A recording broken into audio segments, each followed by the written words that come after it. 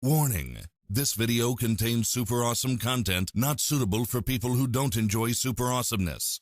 Viewer discretion advised. Hello, welcome to my YouTube channel, guys.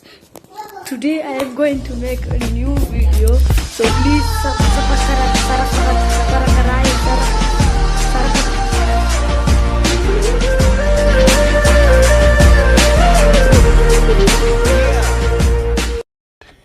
Yeah, boy.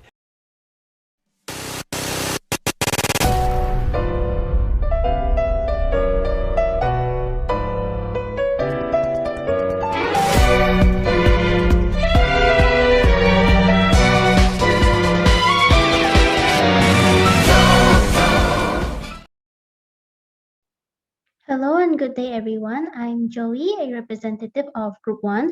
Today, our group will be interviewing people on the conservation of marine mammals in Malaysia. So, before we get on to the interview, here is a brief introduction. So, what are marine mammals? Marine mammals are basically aquatic mammals that rely on the ocean and other marine ecosystem for their existence. So, they are an informal group unified only by their reliance on the marine environment for feeding and for survival. They include animals such as seals, whales, manatees, sea otters, and even polar bears. So, looking into conservation, conservation is the care and protection of these resources so that they can persist for future generations. So, nature conservation is the moral philosophy and conservation movement focused on protecting species from extinction, maintaining and restoring habitats, enhancing ecosystem services, and protecting biological diversity. So, conservation seeks the sustainable use of nature by humans for activities such as hunting, logging, mining, while preservation means protecting nature from human use. So, by implementing this concept into conservation of marine mammals, it basically means to protect the marine mammals from harm, ensuring that they survive along with us humans, as well as protecting their habitat. And with that information out of the way, let's proceed into the video. Ay, ay, ay, ay.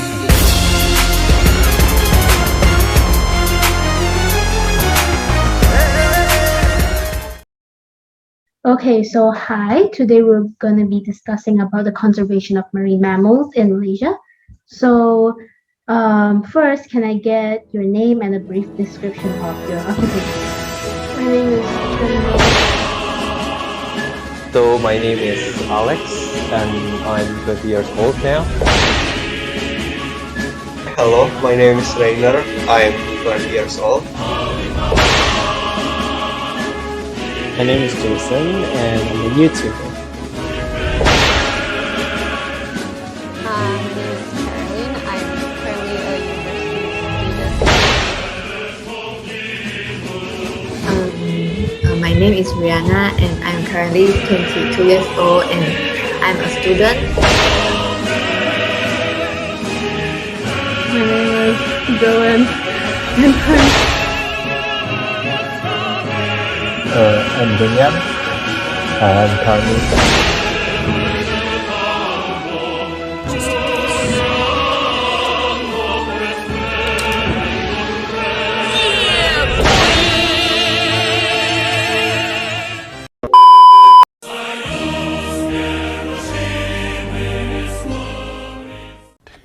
Yeah, boy.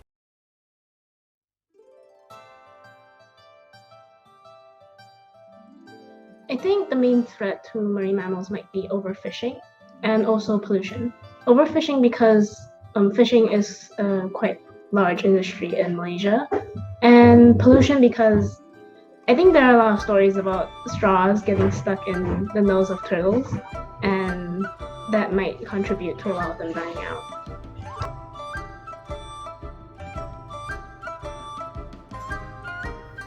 For me, the marine mammals are very important for the environment of Asia waters because in a way they are a part of food chain. So some of them are the prey and some of them are the predators. So they are one of the most important factors that control the population of other sea creatures.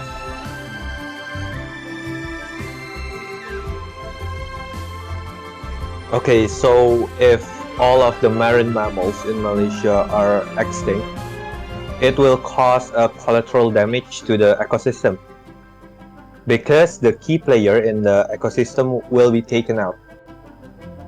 Nice. Yes. Okay, and the small fish population might be explode, and at first it would be benefit for us in a very short period of time.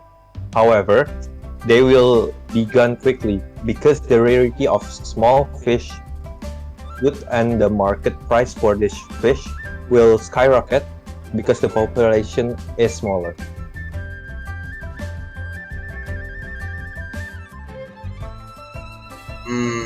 I don't know for Malaysia, but last February I saw a news online today that about 46 pilot whales are stranded in the Madura beach, and sadly only 3 are returned to the ocean. Oh, that's sad.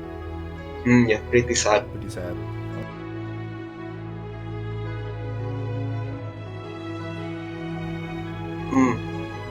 Yes, of course, I don't think it's just for Malaysians. I think it's for any generation in any part of the world. It's necessary because in a few years or in a few decades, these kids are the ones that will run the country, and it's up to them that these animals will continue or thrive or go extinct. Okay.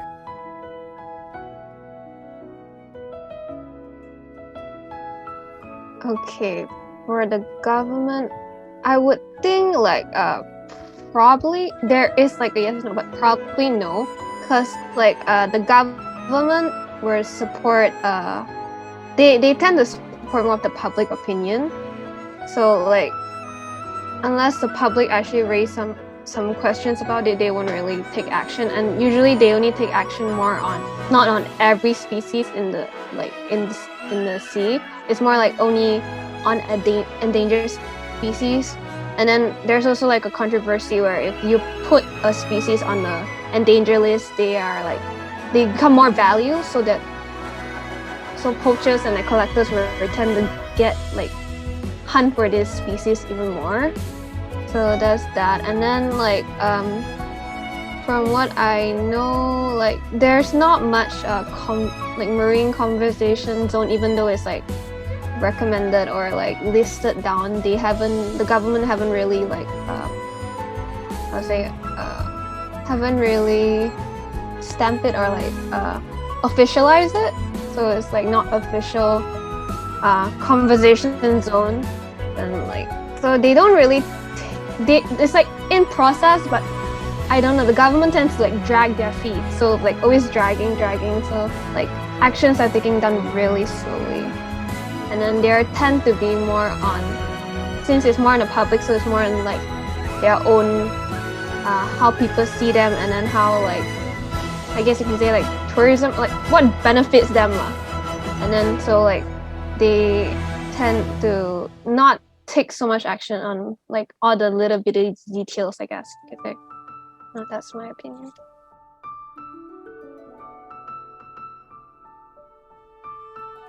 Yes, my thought is yes, because why people do need to know more about marine mammals is because some people, like those uneducated people, the student or adults, they don't even know how many marine mammals are there, but I'm sure there are plenty a lot of sea creatures in the sea. So I think it's okay to know more about them, and I think it's nice to know more stuff, to gain knowledge.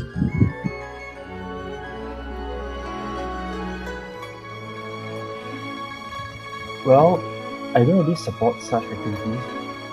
I feel like it's more to a profit-based activities rather than whatever purposes they claim to be, such as educational purpose.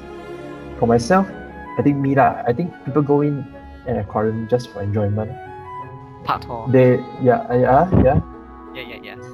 sort of. They just want to get amused by those creatures, dolphins, sharks, visual excitement with friends and family. Unless you come with an expedition team, doing research, observing how jellyfish mates and how they swim with the tentacles, Yeah, that's for education. Yeah. Moreover, in some aquarium, we got to see some performances done by seal dolphins, like how they jump out of the water, how they jump through a rings, stunts. But they could interact with their instructor. They can do whatever their instructor told them to do. But it's not simply just what we've seen.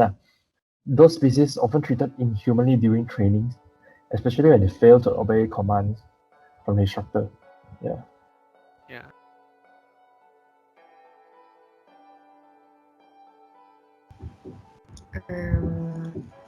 I think maybe NGOs or the government can try to educate the fishermen about the impact or the consequence it will bring if you keep using straw fishing, because I think that it is quite important to let them know that it might reduce the amount of catch in the long run if the habitat is destroyed, as you mentioned just now, because it will become seriously damaged.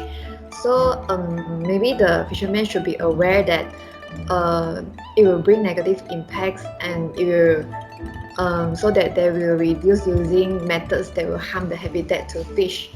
And another thing that I think of is maybe the government can try to enforce the law so that they can ban the use of troll fishing, so that the number of ghost nets can be reduced effectively. Yeah.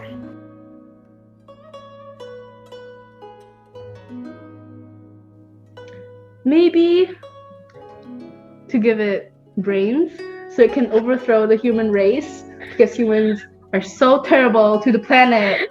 Okay, make it like SeaWorld. Do you like SeaWorld or something? Oh shit, sorry. Okay. Is there any sort? Okay, they already have brains. Is there anything you like to give them? Maybe more brains. If you give it like color, maybe humans will like it a little bit, but we're all shit, so probably not. Okay, so your point is to make them cute or more lovable, so humans would try to not poach them more and try to conserve them as a species. But humans right? eat anything, so maybe that will be the less important part. But they don't eat pandas. If you wild enough, yeah. Okay, is there any sort of characteristics you want to give it to them? You can do anything to them. Ooh, making me God. Yeah, you're basically God and you were to design an animal. Make it very creepy. Like very creepy to the point where if you see it, you'll get nightmares. Like if it chases it, you will run. Okay. So it's a self-defense trait then. If you put it in an aquarium, no one will go. The kids will cry. Okay. So yeah, there's no right or wrong to this answer, but your point is to give them certain looking traits so that humans would either conserve them or be super scared of them. Yeah. So they wouldn't be touched.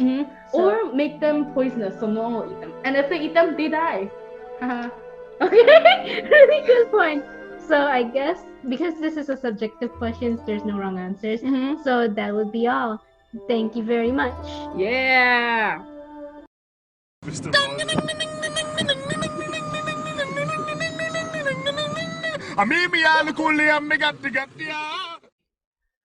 Hey guys, I'm Ian. So I'll be doing a quick summary on the interviews.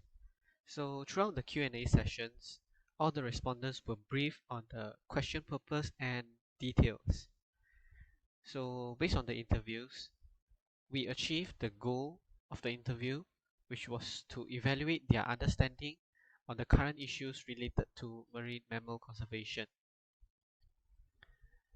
And we noticed that majority of the respondents are aware of the current issues regarding conservation of marine mammals, mainly through social media, which serve as a very fast, reliable and accurate medium for delivering the news.